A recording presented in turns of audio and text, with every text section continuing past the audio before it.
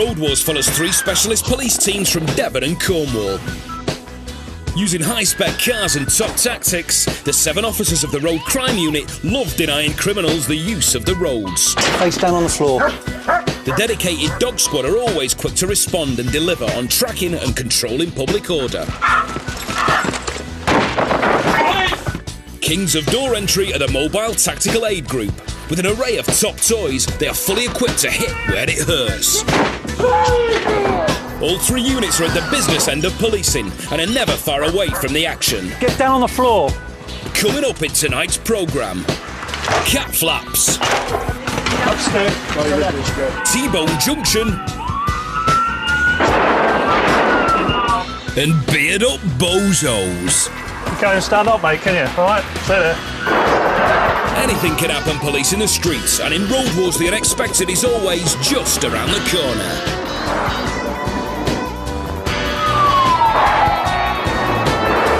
Get down on the floor. Get down on the floor. With more and more people carrying weapons in public, the police need to be incredibly careful when stopping and pulling people over. 8-3, urgent, more units.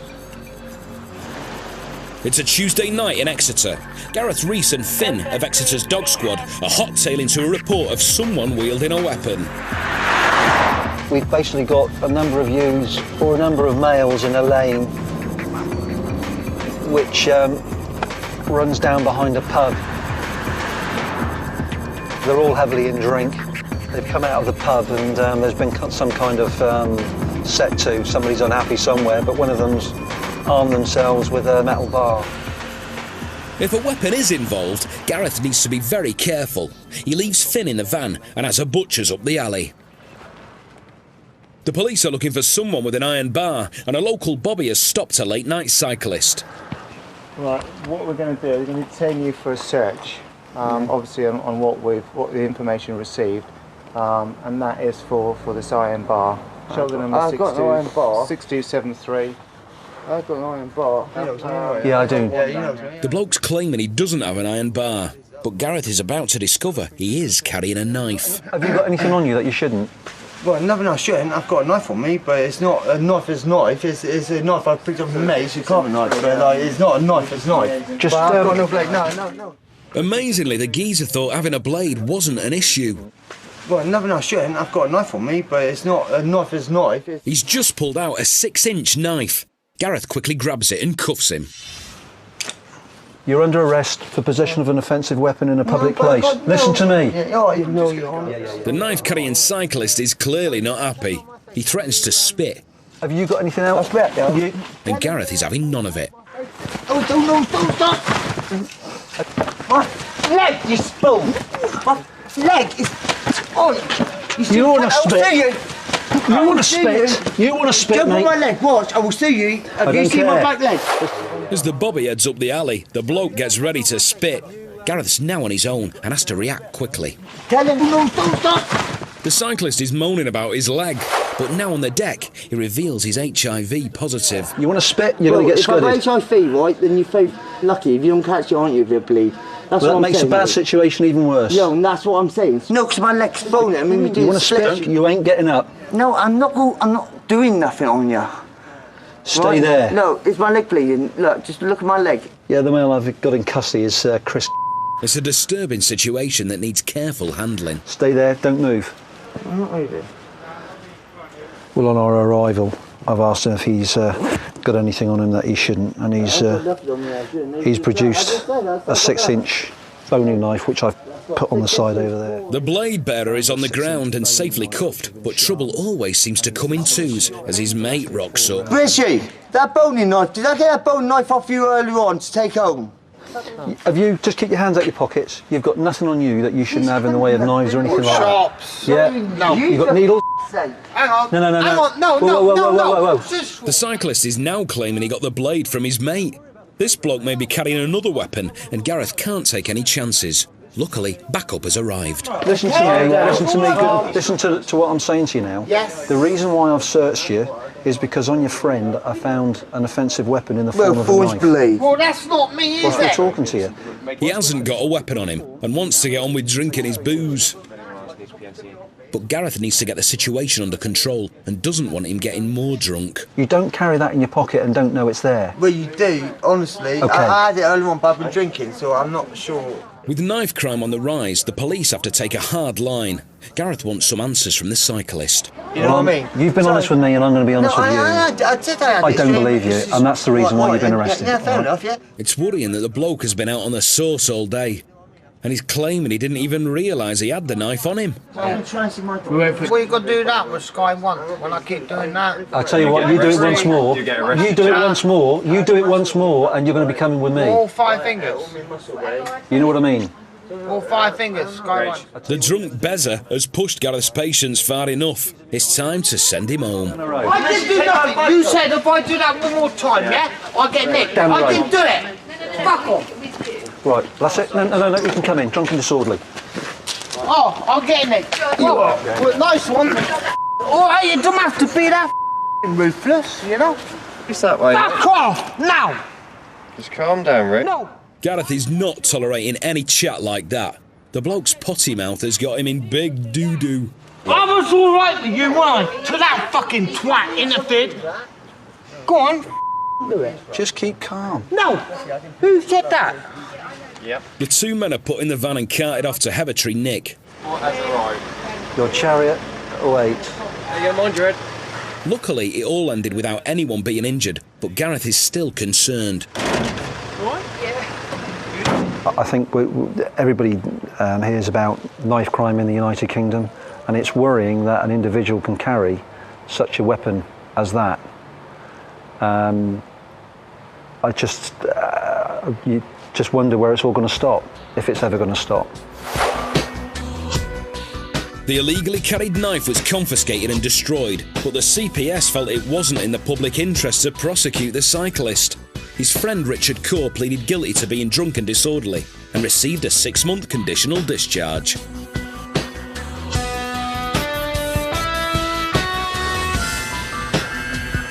Coming up on Road Wars, worse for wear. Oh, well, someone's had a drink, haven't they? Smash and crash. And knock knock. Anybody here? Upstairs.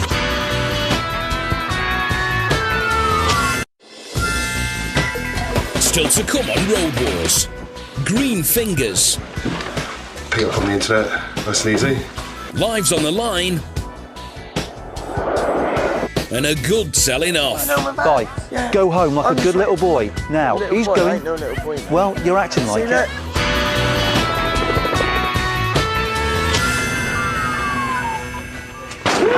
Police! The Tactical Aid Group, TAG, is a highly trained unit with a range of skills, including riot control and public order. On top of that, they're not that bad at getting through doors.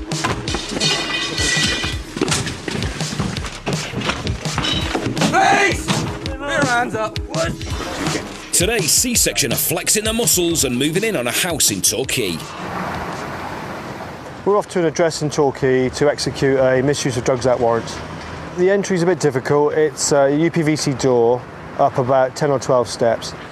A recce of the property has revealed the front door may be a stubborn one to get through. But John and Mark have got a plan. They're pretending to conduct routine door-to-door inquiries and hope the target will answer. How far are we away, Dave? Sergeant Tony Willis is leading the rest of the team in. About 50 metres, 50. The Sarge gets an update from John and Mark. Any signs of any movement inside? All curtains are open. No signs of movement. Going to the address now. The pair approach the target house. It's now crunch time, and Tony and the team ready themselves. No one is answering the door, so they move in. Equipped with a double-handed enforcer, the team take on the front door.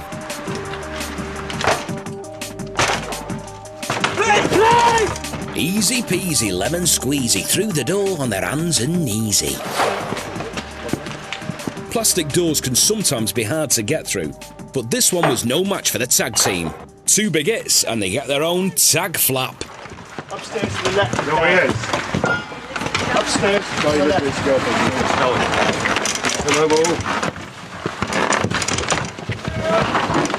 Oh yeah, beautiful. Now inside, it's clear the intel was spot on. Something smells fishy in here. No, they aren't smoking kippers, but weed. Tony's chuffed with the entry. Good job, boys. That went nice and easy, didn't it? Yeah, easy. Didn't it? Yeah. I thought, oh no, it's going to be bang, bang, bang, and then you start crawling in. No one's in the house, giving the team plenty of time to have a look around. This room must be the nursery. It's fully kitted out to cultivate large amounts of stinky green. You can smell the cannabis as soon as you broke the door. And we've got a cupboard downstairs which has got cannabis drying out, but the occupier's not here. So we will seize what we want from here, and he'll be arrested at the time. The team get busy and start the job of searching for any more drugs or evidence of dealing. Dave finds some more weed. Bit of dried leaf there. Tony finds an interesting DIY manual. Pick it up from the internet, nice and easy. Shows you how to do it all. And John discovers some dosh. There seems to be a rather large amount of 20s. Yeah, in a coffee table, in a drawer underneath. Yeah, easy. I would say it's over a grand, Paul, in notes. It's now bagging up time. Specially trained tag finger on the holding that said flat down. The drugs warrant allows the team to search all over the house and confiscate any evidence they need, even if the house owner isn't there. Basically, we'll start off by just switching everything off.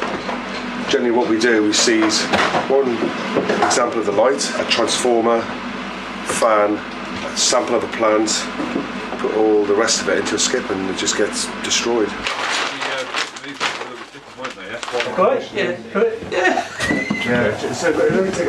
It's a team effort, and whilst they get stuck in, John gets some top news. This has been successful. We've got back about 8 to 10 plants. We've got all the equipment used to grow the cannabis, but also we've got the 2 people linked to this address in custody from another location. So we've just loaded up the vehicles behind, and we'll be off to put into storage soon, and then we're going to interview both suspects later on with regard to what they've been doing with the cannabis cultivation. A good day, yet again. Once the homeowner did get back, he was in for a shock. An empty house and a whole load of questions from the cops.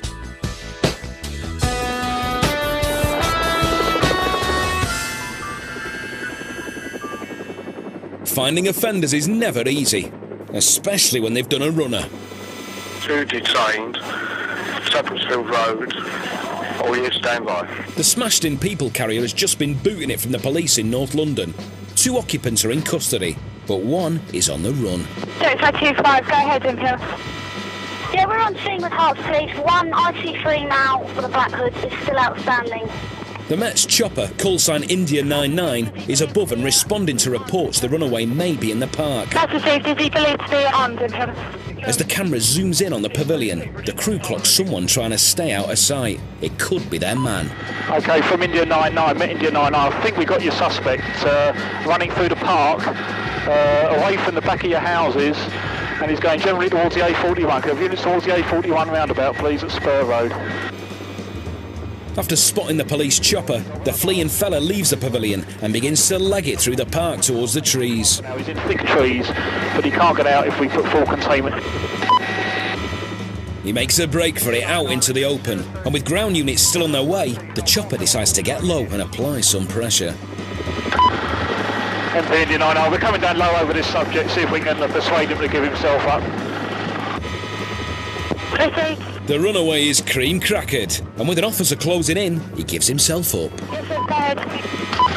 MP India 99, we're putting down, we've got an officer with him and we're getting out. Officer with the suspect, that's received. With the fleeing driver now in cuffs, let's hope it's the last time he gives anyone the runaround. The road crime unit often rely on their top training and tactics to get their man. But a big part of their policing is all about their instincts and keeping their eyes peeled. Sergeant Jim Anderton and Chris Davidson are on shift in Exeter when Jim spots a motorist who may have had a bit too much pop. How was he driving that? The driver cautiously pulls into the car park. Chris goes to have a word. Hello there, mate. And he's greeted with a Scotch mist. Oh, someone's had a drink, haven't they? Been drinking. Take your fag out your mouth for me, please. Take your fag out. I'll do it for you then. How much have you had to drink? Stand up for me.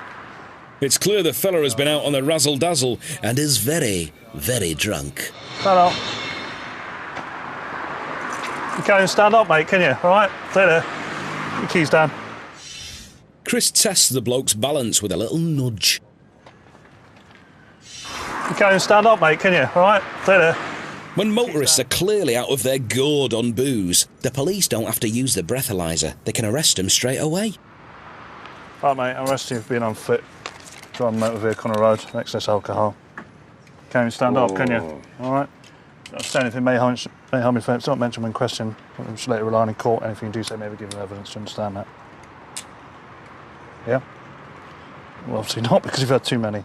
Out of the car and the bloke is clearly legless. Chris keeps a hand on him to prop him up. Just stand up against your car, mate. What's your name, buddy? What's your name?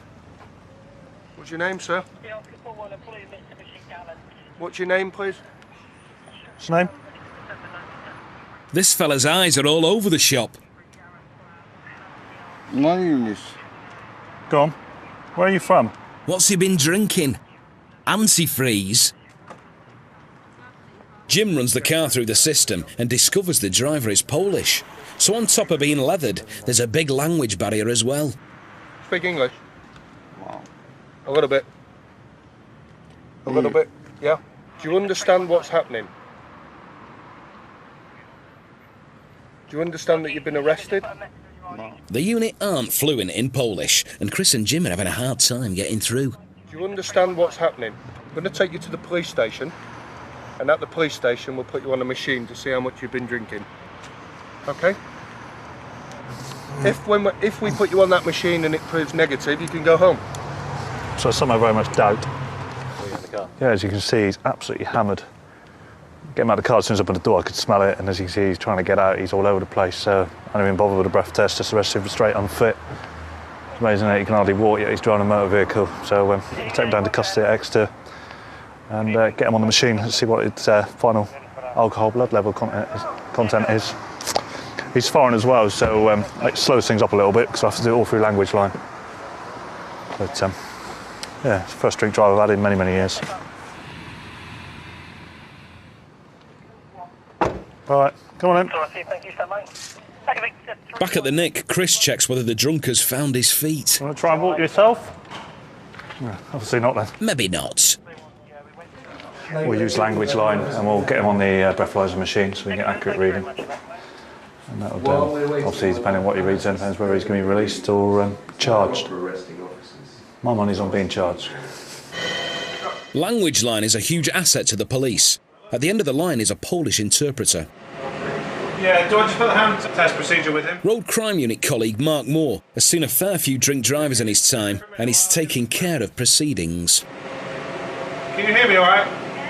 Good. I warn you that failure to provide either of these specimens. A roadside breath test gives an immediate reading of alcohol levels. It's the intoxilyzer results that are used in a court of law. But getting a reading from this fella may not be so easy. Yeah? Go on. Good, keep going, keep going, keep going, keep going, keep going, keep going, keep going. No, you stopped. You need to keep going a little bit longer. Keep going, keep going, keep going, keep going, keep going, keep going, keep going, keep going, keep going, keep going, keep going. Well done. Ladies and gentlemen, results time. Oh dear. Okay, his readings will come back as 125 and 119.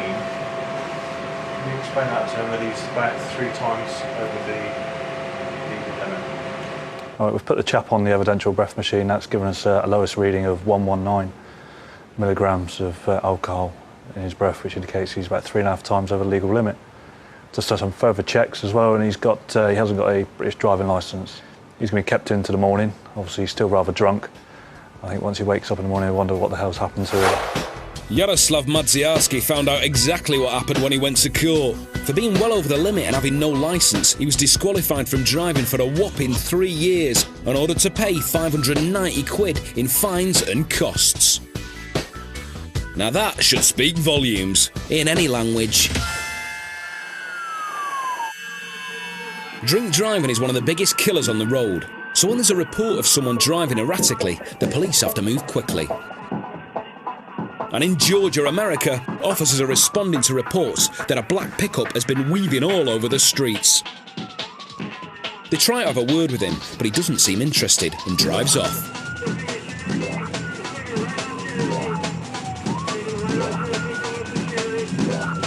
He's not driving that fast, but it's night time and he's on the wrong side of the road. That's life-threatening at any speed. The pickup is leading the police on a leisurely tootle. But even at this speed, the driver's reactions aren't up to scratch. As he approaches the junction, the bloke's foot hits the brake pedal too late and he dinks the car in front.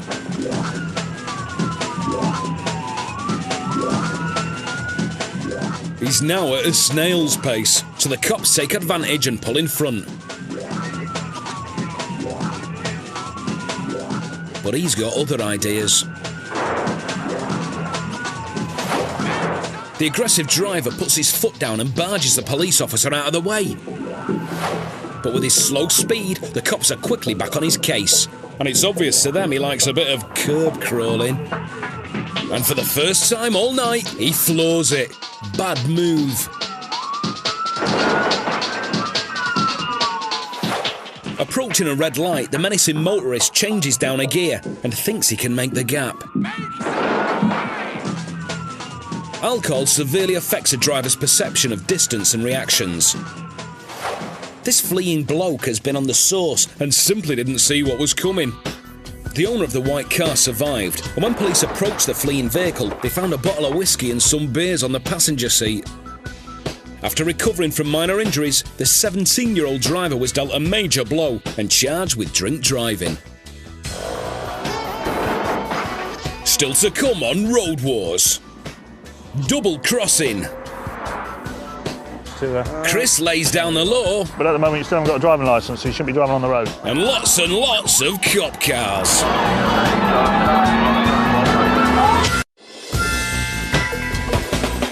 Coming up on Road Wars, friendly banter. Do you think I'm dumb? Do you think I'm dumb? Do you think...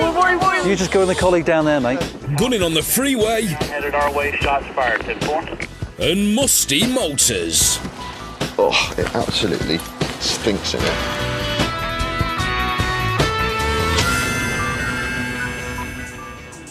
The amount of people breaking the law at level crossings is at a 5-year high. From another angle, you can see the car approaching. The warning signals are there, but this numpty's not stopping. His disregard for the law put him and his passengers' lives on the line. In Langley Green, Norfolk, this motorist also takes a big risk and tries to squeeze through before the barriers come down. He just makes it. But it's not only motorists. Impatient pedestrians are risking their lives as well. This fella is on his way to work and casually strolls across both tracks. Following his lead, a youngster crosses the railway lines as well. This lad is lucky to be alive. When he does eventually look, he sees the train speeding towards him and just manages to get out of the way. And pausing the footage shows he was only halfway across the line when the train comes into view. He leaps out of the way and is lucky to only lose his trainer and not his life. There are nearly 8,000 level crossings in Britain, and this type of behaviour results in more than 3,000 incidents a year. Trains have hit 20 vehicles that tried to drive around barriers after crossing lights had come on, and 15 people have been killed. But the problem isn't just restricted to the UK. America has nearly 140,000 public grade level crossings, meaning the chance of an accident is much greater.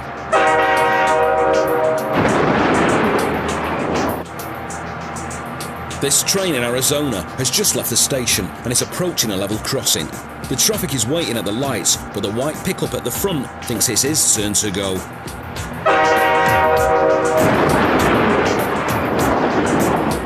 But there's a camera on front of the train, and it provides evidence in any accident.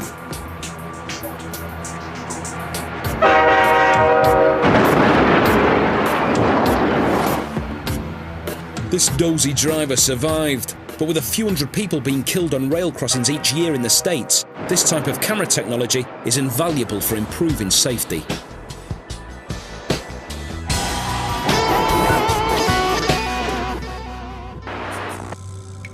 There are over 130 council-controlled CCTV cameras in Exeter city centre. The camera operators share the same radio channels as the police, so when something happens, they can easily get in contact. It's the early hours of Saturday morning. Gareth and Finn are back on shift when the cameras pick up a leery crowd of kids. Right, we've been called down to a shopping precinct just around the corner from where we are. We've got 10 males and females fighting in the precinct. It's quite a big fight, quite a bad fight, so we'll hot-tail it down there. Arriving on scene, Gareth and other officers discover the large group have moved on. They just ran off. A big group had seen that was started on the black guy. He's gone down there with a red shirt. Has he gone down there? See, I thought he went down there. Very upset. Witnesses have told the police that a group of lads have been picking on someone. Gareth approaches the victim, but he's reluctant to talk. Hello, mate. Are you all right? Yeah, I'm fine, mate. No, just come over here, mate. Whoa. Just come over here. My concern is for you, my friend. Yes, he's involved. Gareth calms him down, and it seems that the group that attacked the lad are still hanging around. He's involved. He bravely starts to point them out. Yes, no him. You think I'm dumb? Do you think I'm dumb? Do you think... You just go with the colleague down there, mate. He's involved. He's the one that was in front on top of me. All right, mate. All right. I'm cool, mate. You had what you wanted? You got 6 people, do I care? Go down there with my colleague. I Go down. Get over there. Yeah, I'm walking away. Get over 6 there people, with me, I think they're fucking... As the suspect's details are taken by other officers, Gareth notices the victim has been injured. Where were you born? I'm just trying to have a look at your eye and see what your injuries are. I think it's just my eye, because they stood in it like 4 times, 4 of them. But... Are you not wanting to pursue a complaint on this? You should. They sign them every weekend. No. It's got to be down. It's got to be down to you. Every fucking weekend. Hey. No, they do it every weekend. There's no need to swear though. I understand you're upset. Just keep calm. Gareth needs the victim to be able to think straight and tries to get him away from all the distraction. What I need from you is what actually happened. Tonight. Yeah, over there. Over there. I went to the bus stop, went for my taxi, my mates picked me up, and I seen 6 of them come down, and I was like, oh my god, there we go. And one of them, like, the one that's done it, like, come up to me, what are you gonna do then, So he swung at me, and I went nuts. So I go, mate, I'm not gonna fight you with all 6 of you, would I? I'm not stupid. So I walked off, started walking, 6 of them ran after me, and like, one of them kicked me behind the leg, so I fell over. My jacket got stuck, so that went in front of me like that. Right. So I couldn't see nothing, and they started hitting me. So I made sure I got the jacket off. It's a question I need to ask you. Were there any racist comments made? Yeah, a lot. These individuals that we've got around the corner, they're 2 of the sex, are they? Yeah. The situation has taken a serious turn. The lad is saying he wasn't just physically attacked, but also racially abused. Fucking stand there, then you fucking black and lucid it, but I'm used to it because I get it every day. Yeah, I know, but it's not acceptable anymore, mate. We're going to take them in for a public order offence. But I'm going to need you to come to the police station with us so we can take a statement. Okay, it's not acceptable, mate, all right? Just bear with us. Don't go off now. Just hang on there a minute. Gareth rounds up the suspects. Oh, Mick. You just stay there, son. I'm not talking to you yet. I've done nothing wrong. Please go home in a minute. Were they with the traffic unit? He's going to need to come in for section 4 and it's racially aggravated. Yeah, put your hands behind your back, mate, and we'll explain to you what's going to happen. Yeah, 2 in custody for a racially aggravated public order offence. We've got 3 witnesses to go back to Heavitree Road for statements. Before Gareth goes back to the nick, he makes sure the large group of kids leave the area. You can get down that road. Go. Some are not going quietly. Civilization, is this all the world's come to today, is it? Go. Is it? Now, go. This world's... You come back and I'll arrest you. All of you. Chris, just walk on. And you, mate. Go. I'm just waiting for a friend to come back. Just go. We gotta wait for someone, mate. Not there. You can walk and wait over there. Don't be a cock, mate. You go home. Yeah, all right. Go. All right, because you're now beginning to annoy me. Everybody else has gone. Go home like a good little boy. Now he's going. I ain't no little boy, mate. Well, you're acting like it. What was it? Like the arrested suspects are all taken back to Heavitree Nick. Despite a lengthy police investigation, the real aggressors in the assault were never identified. The 2 arrested youths were released, though one was cautioned for a bail offence.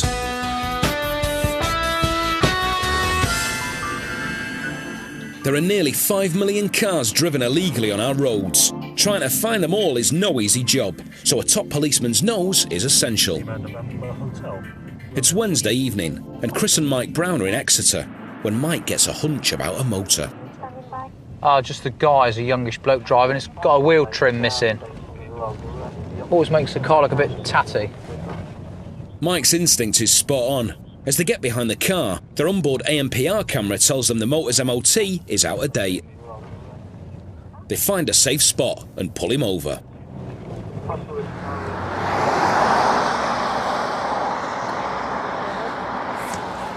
Hello, mate. All right? Yeah. You're the owner of the car? No, my sister is actually. Your sister is. What's your name, please? Simon Churchill. All right, Simon, can you just jump out for me, mate? I just need to go through a couple of things here. Just go on the pavement. Simon, the reason why we stopped you, I've just run the vehicle through on the police national computer, and it shows MOT expired on the vehicle. Yeah, it's booked in actually. When's it booked in for then? Pardon? When's it booked in? It's next week. It's for Have a think now. Down. I'm trying to think of the name. It's my mate's MOT place down in Marsh Barton. Right. Shouldn't really be on the road then, Simon. Yeah. It's a couple of weeks. It's been expired now. It's back 24th September.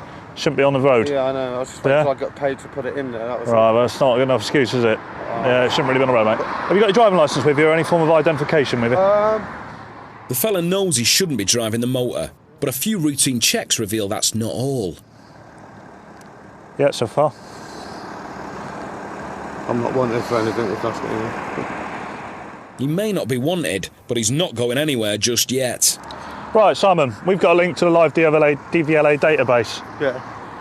All right, that indicates at the moment your driving licence is still revoked. I know you've appealed against it, but at the moment you still haven't got a driving licence, so you shouldn't be driving on the road. I thought I was able to do that. No, well, the DVLA record says at the moment that your licence is not current. Come and join me in the back of the police car. We've got some paperwork to do. Right, all right, what do you have to? Come and join me. I'm not happy. The geezer genuinely believed he had a valid licence and could legally drive, but that simply isn't the case. As a result of what you've told me, okay, I'm going to report you for driving in a motor vehicle, so the according to your driving licence, okay? Now comes the hammer blow. Simon, that's the relatively painless stuff done. The painful stuff is that I'm seizing your vehicle. Okay, mate? Ouch. Obviously, you need to sort out your driving licence sooner rather than later, yeah? You're driving around, mate, with no driving licence and no MOT. You're sticking out like a sore thumb.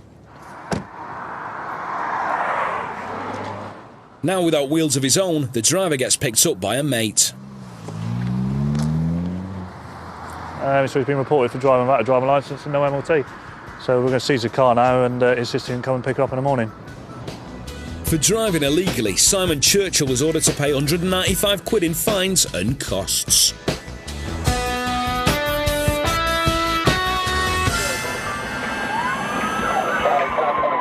Police in Florida are also dealing with illegal road users, more to the point, car thieves. The driver of this motor is a very, very wanted man. He's already carjacked a cab, taken it to a car park, and then carjacked this green Dodge. A patrol officer's on his tail and follows him onto the freeway. The car squeezes into a gap in the traffic, and the cop keeps a safe distance behind. The traffic on I-4. Florida's police chopper is quickly scrambled and catches up with the fleeing felon. The bloke attempts to move back onto local roads, but petrified members of the public block his exit, and the desperate fugitive flies back onto the freeway. Okay, it's getting back on I-4 eastbound. To reduce the danger to other motorists, the police close the freeway. 714 to 76 to 75, you can block I-4 exit, not let anybody on. This also gives the cops more space to move in. One officer attempts to carry out a pit maneuver. Shots fired, 10-4. That's 10-4. As the police cruiser approaches, shots are fired from the driver's window. The officer is forced to steer out of the firing line and puts his car into a spin. Further up the freeway, an officer manages to throw a stop stick in front of the car, bursting its tyres.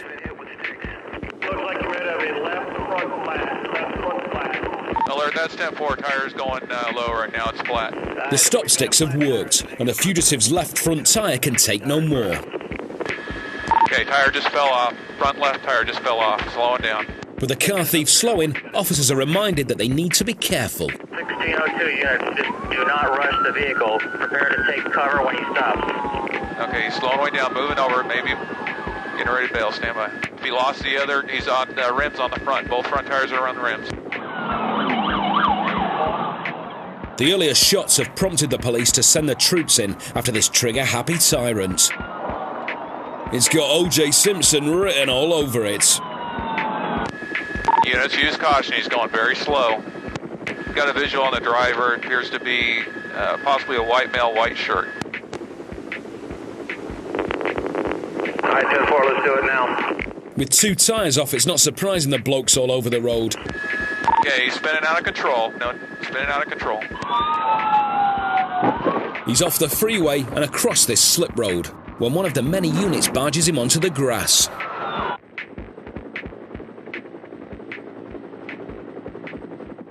With nearly 30 guns pointing at him, the felon is well and truly surrounded. He's dragged out of his motor and slammed on the deck.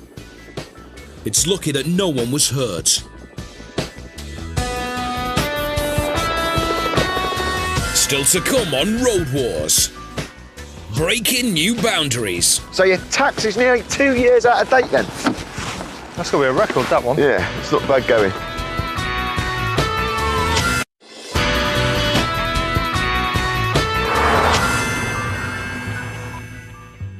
The Road Crime Unit has certainly seen a fair share of sheds in their time. Sometimes you have to seek them out, and other times they just drive straight past you. Giles Bedson and Roger Hockin are in Plymouth when they spot a mucky motor. Just trying to make some ground up on a white Rover that's gone past us. I couldn't read the registration plate because it was a little bit on the dirty side, so we just stop and have a word with the driver. Roger flashes his lights, but the bloke just ain't paying attention. It's the older generation, I think. We're heading back now. Give us some whalers, mate. Proceed, thank you. Sarge 23 Lake, did you copy? Finally getting the hint, the driver pulls into the side road. Hello, sir. How you doing? You all right? Doing an operation in the area. There's been a lot of rural breaks. I just noticed your car was a little bit on the dirty side, that's all. So we just want to make sure you're not involved in them. The car is in a right old state, and the driver has really been clocking up the miles. As Giles runs his details through the system, Roger checks the tyres. Look at that. But the owner is keeping a close eye on him. Giles discovers the bloke has been flouting the law, and for quite some time. MOT expiry, notification off-road, so there is no MOT. It expired. Yeah, Roger, just confirming MOT details are not held, or has it got an expiry date on there? There is a marker that says VEL expired, notified off-road. The bloke's road tax is 2 years out of date. Giles is not impressed. Is it taxed at the moment? It's not. Why are you driving it then? You have to? Quite convenient that your tax disc is blue, isn't it? Yeah. Deal with As the bloke goes to take the weight off his feet in the police motor, Giles and Roger can't believe his tax dodging.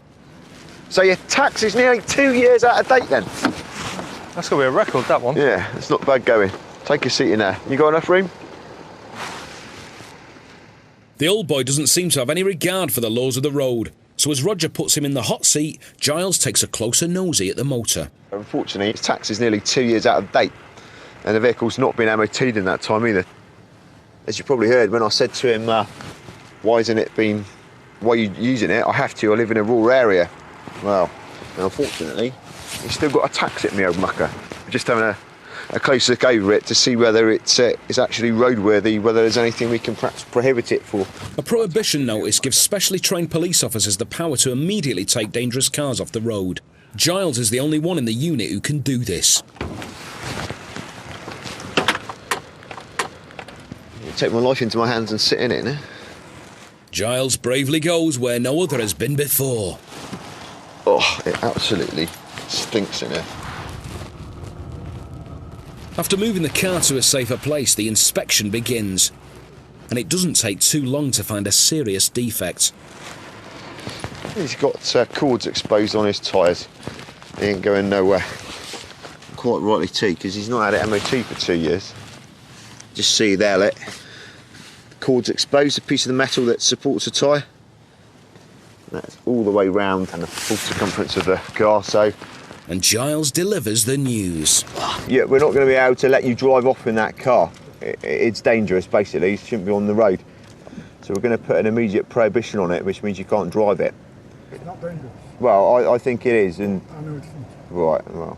Do you want me to come and show you what I'm talking about then? I know what you're talking about. Right, okay. Well, that's what's happening, and you're not going to be able to... Another tyre, which is in the back.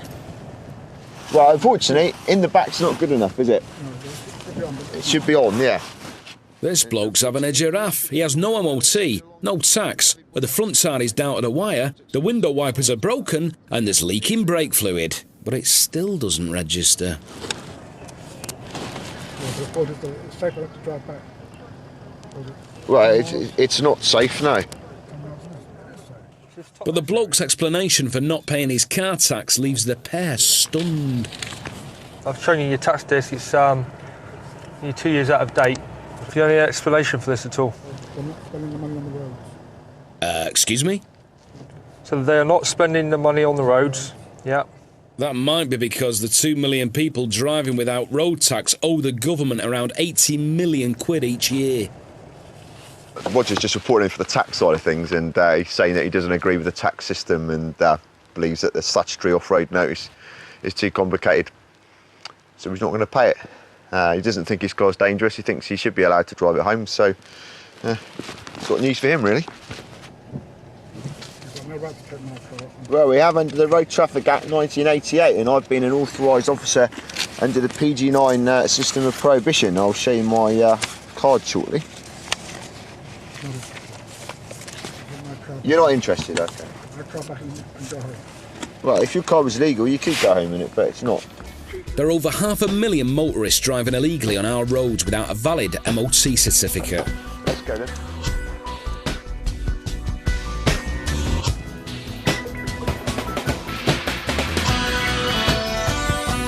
Watch the very latest online mini-sodes and get to know the coppers from this new series personally. All at sky.com/Road Wars.